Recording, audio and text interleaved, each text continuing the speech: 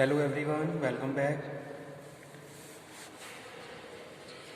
Environmental science में जो हमारा टॉपिक चल रहा है वो है एनवायरमेंट प्रोटेक्शन एक्ट 1986, जिसमें हमने अपने प्रीवियस लेक्चर में डिस्कस किया था अबाउट द इंट्रोडक्शन, ऑब्जेक्टिव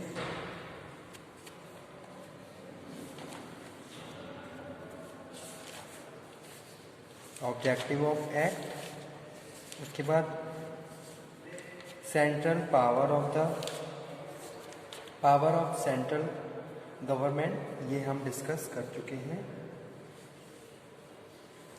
उसके बाद जो नेक्स्ट टॉपिक है एनवायरमेंट प्रोटेक्शन एक्ट में, उसमें हम डिस्कस करेंगे आज source and cause for the pollution, state board और सेंट्रल बोर्ड के बारे में। तो स्टार्ट करते हैं। उससे पहले मैं फिर एक बार आप लोगों को डिफाइन कर दूं भी एनवायरमेंटल प्रोटेक्शन एक्ट है क्या। एनवायरनमेंट को प्रोटेक्ट करने के लिए, एनवायरनमेंट को इम्प्रूव करने के लिए, हैजार्डस प्रोसेस को प्रिवेंट करने के लिए, मेंटेन द एनवायरनमेंट, ठीक है, और increase the awareness and knowledge for the people, इसके लिए एक एक्ट बनाया गया 1986 में, जिसको हम एनवायरनमेंट प्रोटेक्शन एक्ट के नाम से जानते हैं। इस एक्ट को मेन जो मेन जो ऑब्जेक्टिव था एस्टेब्लिशमेंट का, कि भाई था जो इम्प्रूवमेंट और प्रोटेक्शन फॉर एनवायरनमेंट को इम्प्रूव करने के लिए और उसको प्रोटेक्ट करने के लिए, ठीक है। साथ के साथ भाई लोगों को अवेयर करना भी बहुत बड़ा एक कारण बन चुका था, क्योंकि लोग क्या थे, एनवायरनमेंट से अवेयर नहीं थे और एनवायरनमेंट किन किन चीज़ों से पोल्यूट होता है, ये सारी चीज़ें लोगों को पता नहीं थी। तो इन सब चीज़ों को अपडेट, इन सब चीज़ों को इंक्रीज़ करने के लिए इस एक्ट की शुरुआत की गई, ठीक है। तो वो यहाँ हम डिस्कस कर रहे हैं। अब यहाँ पे आज जो हमारा टॉपिक है वो है sources and cause for the pollution, यानी कि एनवायरनमेंट को कौन कौन से ऐसे सोर्सेज, मेजर सोर्स हैं और कौन कौन से ऐसे कारण हैं जो हमारे एनवायरनमेंट को पोल्यूट करते हैं, तो वो डिस्कस कर रहे हैं। जैसे कि यहाँ पे कुछ पॉइंट्स लिखे हैं जो क्या है, एज अ कॉज है एनवायरनमेंट पॉल्यूशन का।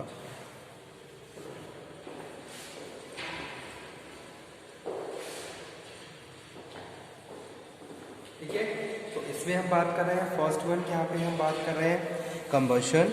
सेकंड हम बात कर रहे हैं construction, mining, agriculture, chemical plant, coal fired power plant, oil refineries, petrochemical plant, nuclear waste, large life stock farm, जैसे कि हम बात करते हैं डेयरी, ठीक है, cows, pigs, poultry etcetera, PVC factories, plastic factories and heavy industries and increasing pollution are the major cause of environment pollution.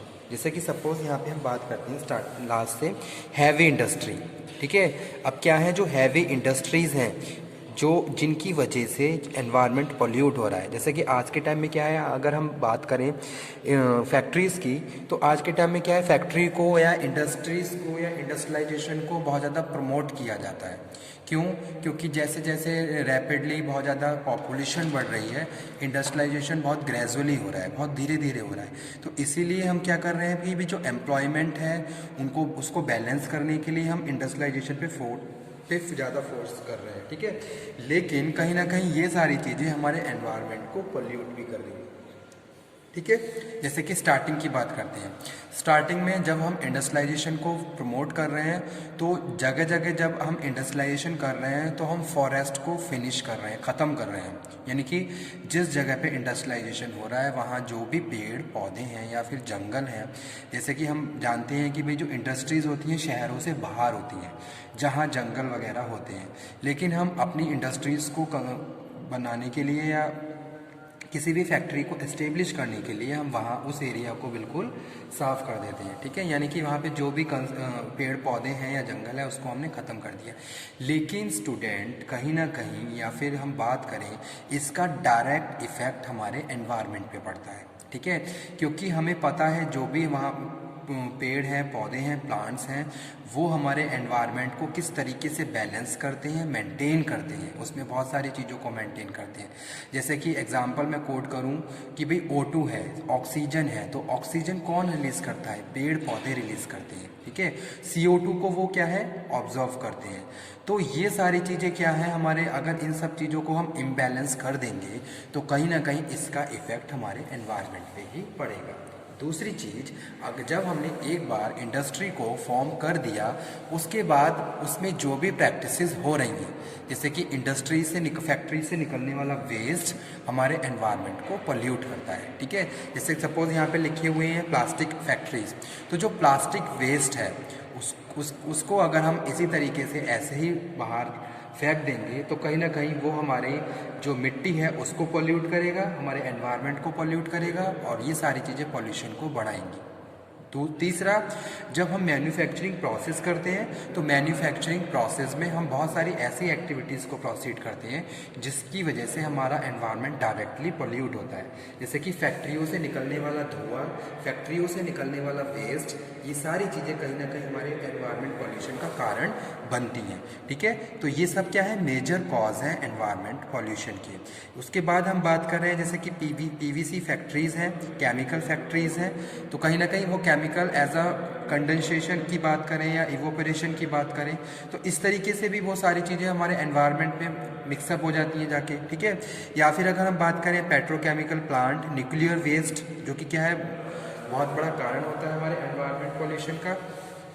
Oil refineries, coal fired power plant, chemical plant, agriculture, mining, construction और combustion, तो ये सारे क्या है, major cause है हमारे environment pollution की, ठीक है। जैसे कि यहाँ पे लार्ज लाइफ स्टॉक के बारे में लिखा हुआ है, तो डेयरी है, काव है, पिग्स है, पोल्ट्री फार्म्स है, तो ये सब क्या है, मेजर कॉज है, ओके। उसके बाद अब हम आ जाते हैं, एक मिनट, ठीक है, स्टेट बोर्ड। तो यहाँ पे मैं ऊपर मेंशन कर देता हूँ, environment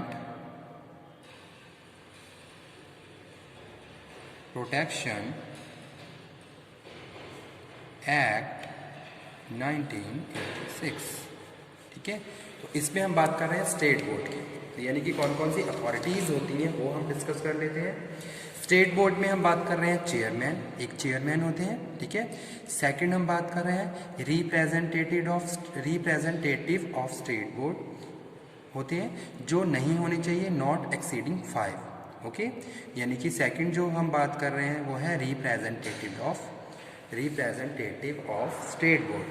after that next one is representative of local bodies, ठीक है। ये भी नॉट एक्सीडिंग 5 से ज़्यादा एक्सीड नहीं होनी चाहिए, okay.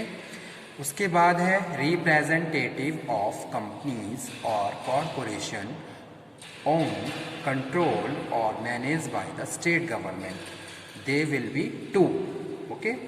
After that state board में कौन कौन है, representative have interest of agriculture, fishery और इंडस्ट्री और ट्रेड एट्सेट्रा, ठीक है। तो ये सब, इन सब का इंटरेस्ट किस में है, एग्रीकल्चर में होना है। जैसे कि सपोज हमने अभी पीछे बात करी थी कि भाई कौन कौन से मेजर कॉजेज होते हैं, सोर्सेज हैं पॉल्यूशन के, तो उसमें एग्रीकल्चर की भी हमने बात करी थी। तो एग्रीकल्चर है, फिशरी है, या फिर इंडस्ट्रीज़ हैं। इंडस्ट्रीज़ क्या है, मेजर हैं, तो वो यहाँ पे हम बात कर रहे हैं। तो जितने भी ये रिप्रेजेंटेटिव हैं, they have interest in agriculture, fishery और इंडस्ट्री और ट्रेड एट्सेट्रा, जो कि नॉट एक्सीडिंग 3, ठीक है। मेंबर सेक्रेटरी में हम बात कर रहे हैं full time possessing qualification, knowledge and experience of scientific, engineering and management aspect of pollution control, ठीक है। आफ्टर दैट हम मूव करते हैं किस पे, सेंट्रल बोर्ड पे। तो यहाँ पे भी मैं मेंशन कर देता हूँ, द एनवायरनमेंट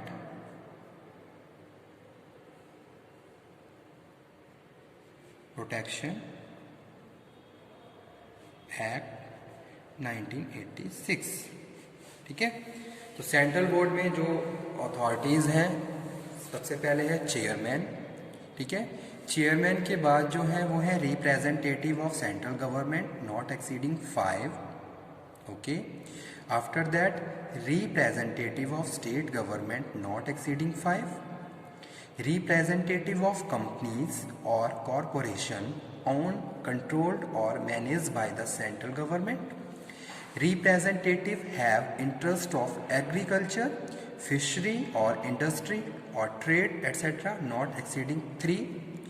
मेंबर सेक्रेटरी में यहाँ पे हम बात कर रहे हैं full time possessing qualification, knowledge, experience of scientific, engineering and management aspect of pollution. ठीक है, तो जो मेंबर सेक्रेटरी हैं they have knowledge, they must have complete the qualification. Okay, जो भी रिक्वायर्ड क्वालिफिकेशन है they have to complete, as well as they have interest and experience and knowledge, ठीक है, इन साइंटिफिक, इंजीनियरिंग और management aspect of pollution. ठीक है, अगर जैसे सपोज पॉल्यूशन से रिलेटेड कोई भी एस्पेक्ट है या कोई भी एक तरीके से फंक्शन हो रहा है या कोई भी प्रॉब्लम है तो उसका साइंटिफिक रीज़न, ओके, और किस तरीके से हम उसको मैनेज कर सकते हैं, किस तरीके से प्लानिंग कर सकते हैं, they have proper interest, they have proper knowledge.